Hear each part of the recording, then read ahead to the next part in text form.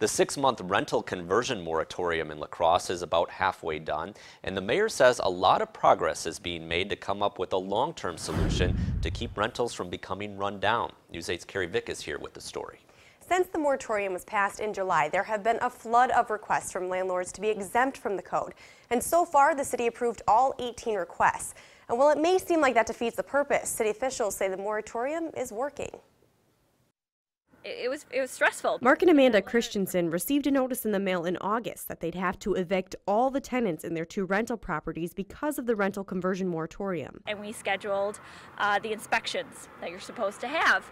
And shortly after that, we get our certificate that says it's inspected. Misunderstanding on our part that then that certificate also has to be registered with the city. The Christensens are one of 18 approved requests to be waived from the moratorium. It's a process Mayor Tim Cabot says has helped educate landlords and given the special committee working on a long-term solution some insight in how to fix the problem of rundown rental properties. It also helps to then point out the lack of standards that we currently have, because right now we really don't have standards that say, well, if you have 3 police calls and 4 code violations and 2 or 3 other things, well then you lose your registration. We don't have any of that in place. Cabot says the committee is meeting every 2 weeks and is making progress figuring out how to streamline processes like registration, inspections, and how to raise the standards of how well the property has to be kept up. And again, we want to make it clear and straightforward. If you're a property owner and you want to rent your property, here's what you need to do, here are the steps,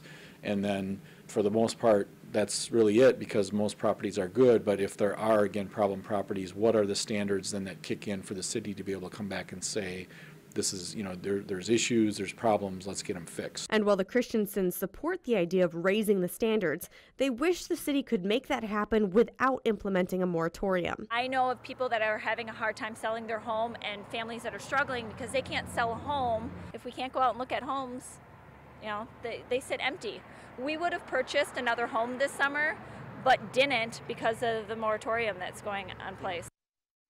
Now, the Christensens say they've put $30,000 of repairs into their properties already this year. They bought them as foreclosures. They say higher standards for property upkeep should be the same for rental and owner-occupied homes. Thanks, Carrie. The moratorium started in July and will end in January. The mayor says an extension to the moratorium should not be necessary.